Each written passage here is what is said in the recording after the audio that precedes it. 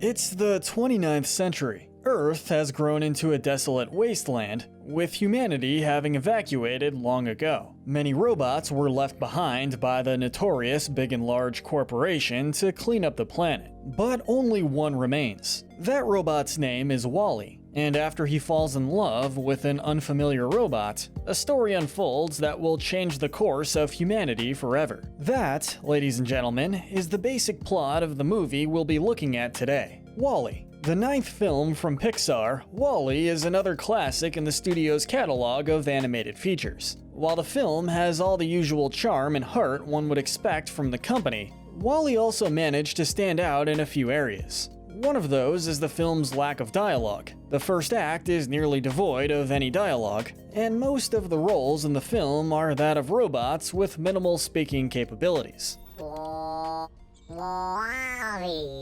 While they do quote-unquote speak, their body language really does most of the talking. Despite their limitations, this cast of robots have all the character you'd expect from any Pixar character. But of the crew, which ones do the best job serving mankind, and which are due for a firmware update? Let's take a trip aboard the Axiom and get to the bottom of this. I'm Kyle with Wicked Binge, and this is Wall-E, Good to Evil.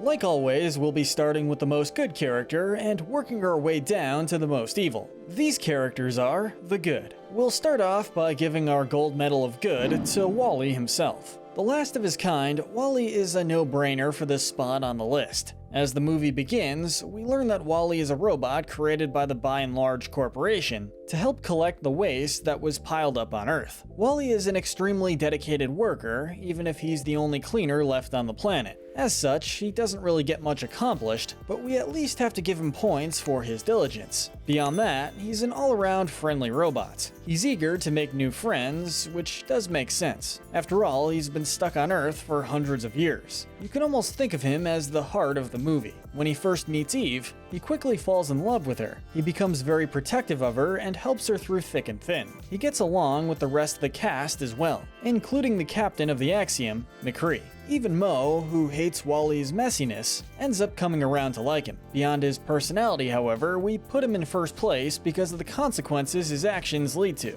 Because of him, Otto's control over the ship comes to an end, and the people of Earth can return to the planet. Pretty much everything he does on the Axiom affects Otto's plan. If it weren't for him, the humans would likely still be under Otto's thumb. Wall-E even manages to rub off on those around him. Many of the robots who interact with him begin to go against their programming once he enters their lives. They begin to show more personality, like how Eve grows less attached to the mission and more to Wall-E. Overall, Wall-E's a robot that any person would want on their side. He's a well-meaning and kind robot that will do anything to protect what he cares about. With a role like that, how could we not give him the gold medal of good?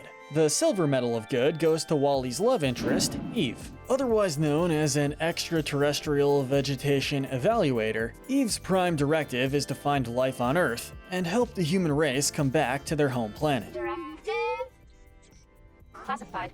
That objective puts her into direct contact with Wall-E, and the entire adventure the duo goes on by extension. Much like Wall-E, Eve is dedicated to her work. However, she is far more dedicated to the cause than Wall-E seems to be, as she shows little interest in Wall-E when they first meet. She also has quite the trigger finger, as it doesn't take much to get her to activate her arm cannon. Eve is definitely a destructive character, even managing to destroy an egg beater after furiously spinning it. She doesn't totally understand Earth, and the items Wall-E has collected either, which leads to a few comedic moments of her not understanding ideas like dancing. Despite some chaotic tendencies, Eve is definitely one of the most good-natured characters in the movie. As we mentioned prior, Wall-E's kindness rubs off onto her, and she begins to show a softer side to her character. Much like how Wall-E protects her, Eve will go to great lengths to keep Wall-E safe. The movie's main focus is the relationship these two characters form. You get a sense that she cares for him just as much as he does her. She dances with him in space and is utterly heartbroken when it appears that Wall-E has died. Wall-E! In the movie's final act, She helps defeat Otto and get the human race back to Earth. Eve has several heroic feats during this finale, like when she prevents a train from falling onto a crowd of people. She also uses her trusty arm cannon to get her and Wally out of the garbage hatch. Her weapons and strength make her very helpful during this section of the movie,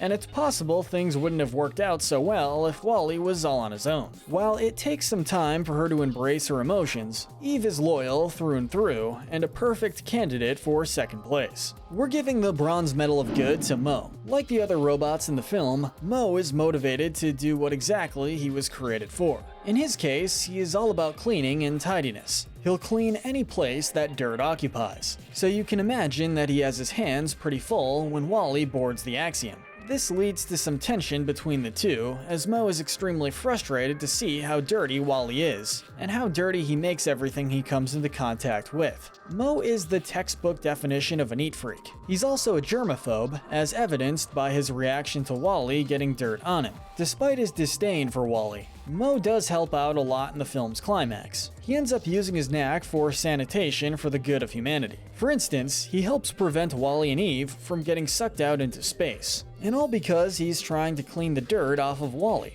In addition, he distracts the security robots that attempt to capture them by cleaning them. Thanks to his ability to find foreign objects, he also manages to find the plant when it is lost amidst a sea of humans. Mo even starts to become friendly with Wally, despite their earlier clashes. Beyond helping him stop Otto's rule, he is noticeably upset during Wally's apparent demise, going as far as to cry in the moment. Mo may not have the character development that Wally and Eve have, but he shows that even the most minor characters can make a big difference, and that's why he gets our bronze medal of good. Our fourth place spot has to go to the captain of the Axiom, McCree. When we're introduced to him at the start of the film, the captain doesn't seem all that different from the thousands of other humans aboard the ship. He spends much of his time in a chair, letting technology do all the work for him. Whether it be getting dressed for duty or actually piloting the ship, there's little he does by himself. He's also pretty clueless, a fact best evidenced by his surprise at the revelation the ship is home to a Trek. He even seems a tad cowardly, as he reacts to anything new aboard the ship with a feeling of shock and surprise. However, the captain is living proof that you can't always judge someone based on first appearance. As the movie progresses, we learn he is as dedicated to his ship and its passengers as any captain should be.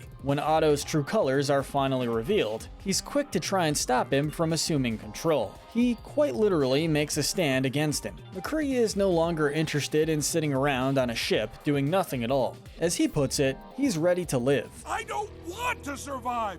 I want to live! He wants the human race to survive, showing that he really does care about his passengers. The captain is even the one who gets the pleasure of taking down Otto. He battles the robot in a fight and manages to get the upper hand, deactivating him. The captain is also surprisingly capable at this moment as well, managing to keep up with this dangerous machine. He isn't the sharpest character to be a part of the Axiom's crew. Still, the captain easily earns this spot thanks to his devotion to his mission and his passengers, perfectly exemplifying how a captain should be. Next up, we have the Axiom's engineer, Bernie. Now, a lot of you are probably confused as to who this character is. Bernie is a robot that repairs the outside of the Axiom during the dance in space between Wally and Eve. He definitely doesn't have much screen time in the film, but he was the focus of a short film released after the movie titled Bernie. If you've seen the movie but haven't seen the short, you really owe it to yourself to give it a watch. With that history lesson out of the way, Bernie is the robot that exists to look at technical problems. He takes care of any malfunctions or issues the ship is having,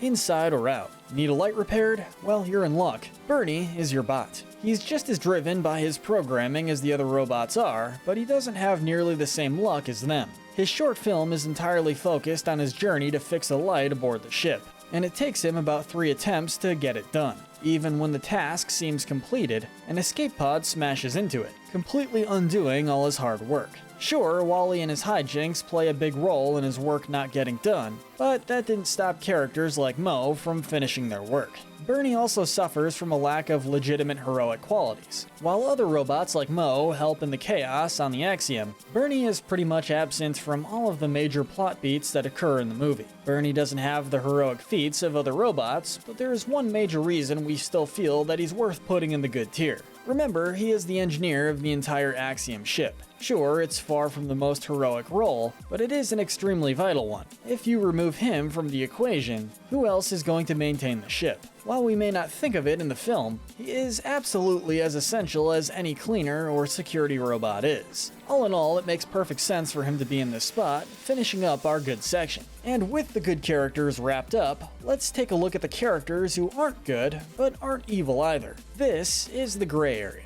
And actually, we only have one character who fits into this category, and it's none other than the by and large CEO, Shelby Forthright. Forthright is a pretty interesting character in that he's the only instance of a Pixar character who is a live-action actor rather than an animated character. If his voice or appearance is familiar to you, that's because he's portrayed by the late Fred Willard. As a character, it's not hard to see why he'd be the lowest one on the list thus far. The actions of his corporation were directly responsible for the Earth becoming the wasteland that it is. It must also be noted that he was the only one who gave Otto the order to never return to Earth. Do not return to Earth. While his intentions were not evil in this instance, it did have the consequence of creating the main conflict in the film's final act. Forthright's destruction of the planet alone could easily make him a candidate for the evil tier. Still, truth be told, a few elements to his character made us put him in the gray area instead. While his corporation did play a major role in creating the Earth we see in the movie, Forthright is anything but happy about it. He tried his best to keep the planet clean by using the Wall-E robots, but it wasn't enough. He's also responsible for getting humanity aboard the Axiom, showing that he does ultimately care about the human race and its home world.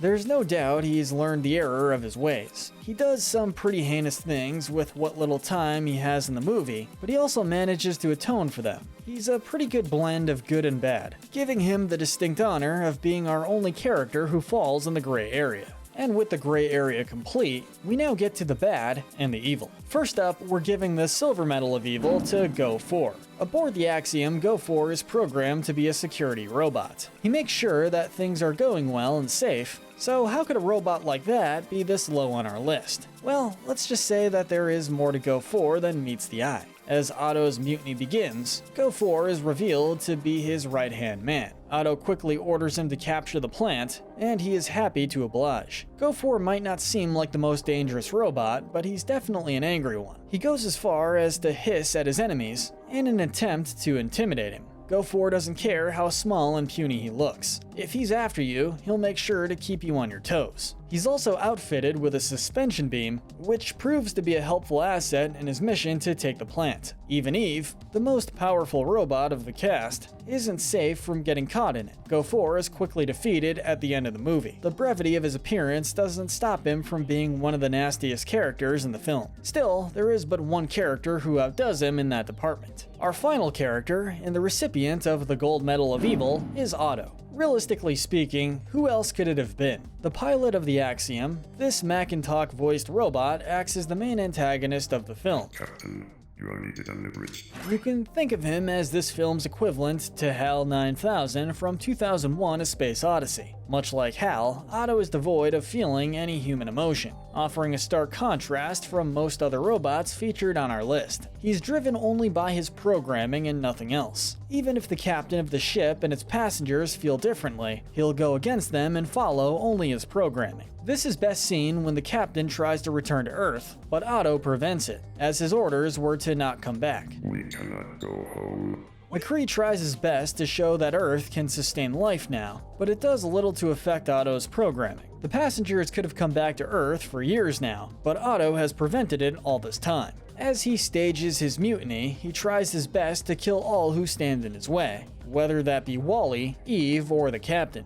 He ultimately fails, but he is just as devoted to his objective as someone like Wall-E is to cleaning. Really, Otto fits this spot perfectly because he's the perfect foil to Wall-E. While Wall-E embraces his humanity, Otto is as robotic as they come. Wall-E is warm and loving, while Otto is cold and calculating. And since we gave Wall-E the Gold Medal of Good, we think it only makes sense that Otto gets its evil counterpart. And with our morality spectrum wrapped up, let's finish things off by awarding some medals. With the cast of Wall-E being pretty small, we'll only be giving out 4 medals today. We're giving the lust medal to Wally himself, who finds himself infatuated with Eve from the moment she appears. The wrath medal goes to Otto. With his devotion to destroying all who stand in the way of his programming, he seems like a perfect fit for the medal. Although he changes as the film progresses, we feel the sloth medal fits Captain McCree best. If you aren't even willing to get dressed without technology helping you, you kinda get this medal by default. And wrapping things up, we award the greed medal to the CEO, Shelby Forthright. His greed leads to the entire human race having to evacuate Earth.